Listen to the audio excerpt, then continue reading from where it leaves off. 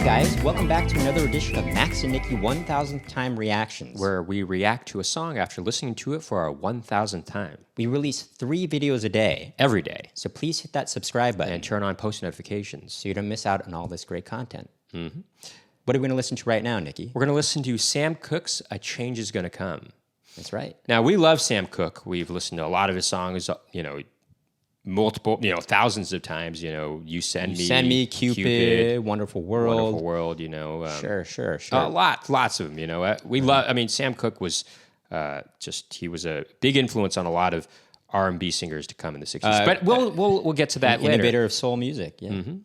But before we get to it, just want to remind you all, as we usually do, that we have another channel called Max and Nikki, on which we perform oldies tunes, jazz standards, and originals in that vein. And we have comedy videos on there as well. So check it out. But for right now, let's take a listen to A Change Is Gonna Come by Sam Cooke. For our 1000th time. Here we go.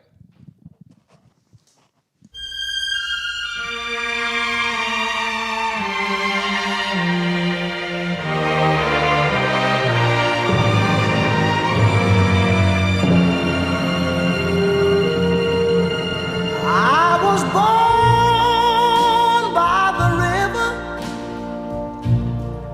in a little tent.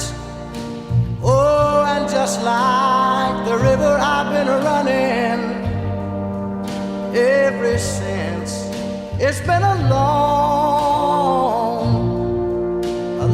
time coming, but I know a change gonna come.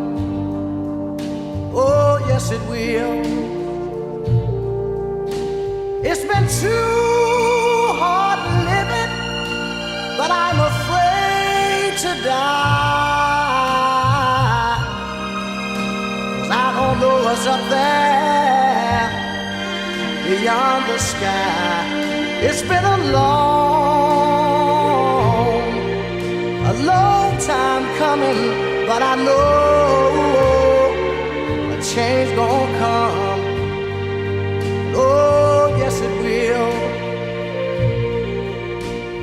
I go to the movie and I go downtown. Somebody keep telling me don't hang around. It's been a long time coming, but I know a change gonna come. Oh, yes it will.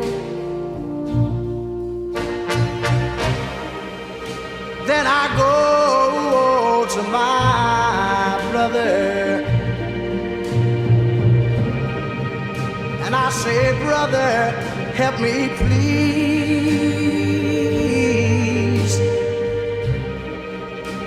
But he winds up knocking me back down on my knees. Lord, there've been times that I thought I could last for long, but now I think I'm able to carry on. It's been a long time coming, but I know a change gonna come. Oh, yes it will.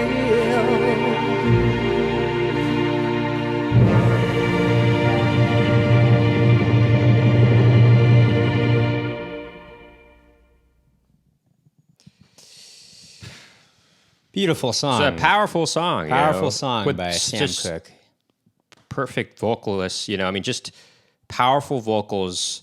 You can really tell it's coming from a meaningful place for him, He Right. wrote this song, Sam Cooke. Right. And in fact, it holds particular weight because he passed away right before this was released, actually, this song, in 1964. Well, obviously, at that time, there was a lot of social and civic change happening, and the civic protest happening as well. Sure, the civil rights movement. Civil rights movement was at its peak around 1963, 1964.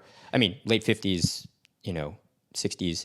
Anyway, this was just a very poignant and An anthemic song for the civil rights and movement, actually, appropriate song for the time.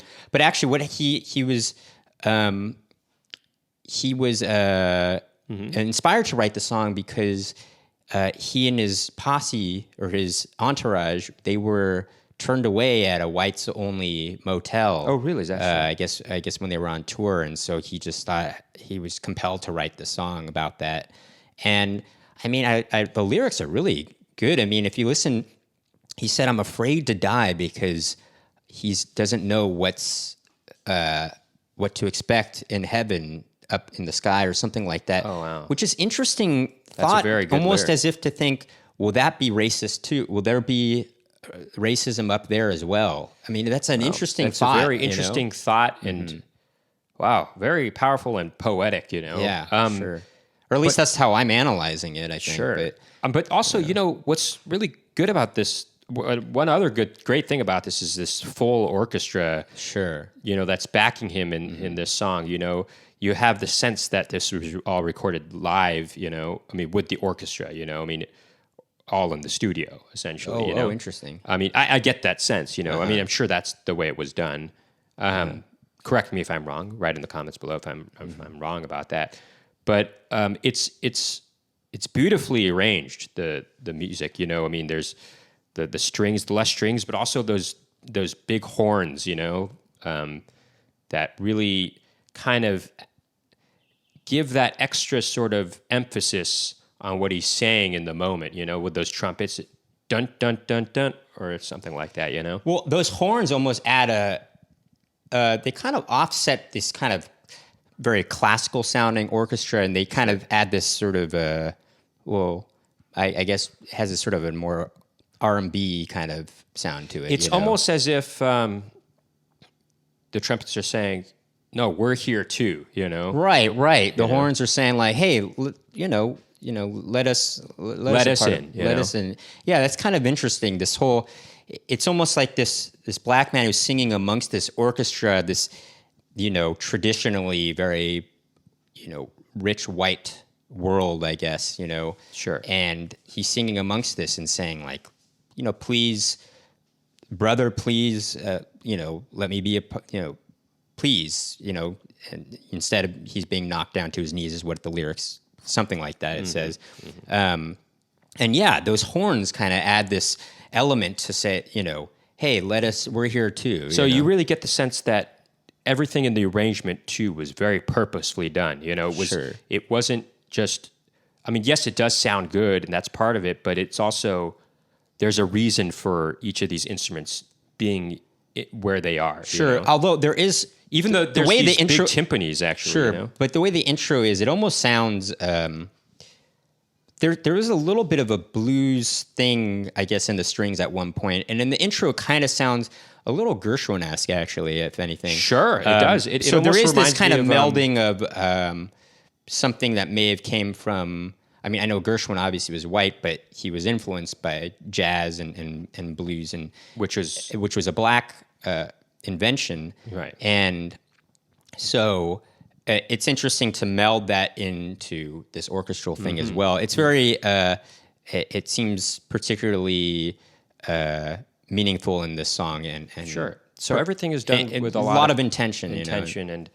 And this is definitely one of Sam Cooke's best. And it's really sad that he died before. Well, and you got to see the power that that this song would bring. Right, and it's actually interesting to hear this kind of song for a pop tune. I would say, especially R&B music at the time, I feel like that was popular. They didn't really. I feel like they strayed away from these topics, right? Not until the later 60s. Not until the later 60s. And even, I know that Stevie Wonder had a problem with Motown. I think he left them for a moment because he was not allowed. Motown wouldn't allow him to talk about these subjects that were I guess happening. There was extra insult to injury, I guess, when Motown did allow Marvin Gaye to do that. Well, I mean, Stevie Wonder, I don't know, but I think Motown eventually agreed because he's on Tamlin, which is a subsidiary, or they're together. not a subsidiary, but it's Motown basically. Sure, Something like that. But this song is very ahead of its time for multiple very reasons ahead of its because time. it was, yes. You wouldn't hear this thing. You wouldn't hear a black singer singing and writing lyrics like this until the later 60s. But this was 64 where it was still fresh. The civil rights movement was. I mean, Martin Luther King had just given a speech Yeah. in 1963. I mean, obviously the civil rights movement had been going on for a while, but to write this in a pop tune was kind of a groundbreaking thing, I think. Sure, yeah. I mean, I know in the folk scene, people were talking about social change for a little bit in the early 60s, but, I would say, though, this is quite groundbreaking, I would say. Sure. Yeah. Anyway, great song. I think that'll be it for this video. Thanks for tuning in. If you like what you heard and saw today, please hit that subscribe button and turn on post notifications to find out about more Max and Nikki reaction videos. Please keep tuning in.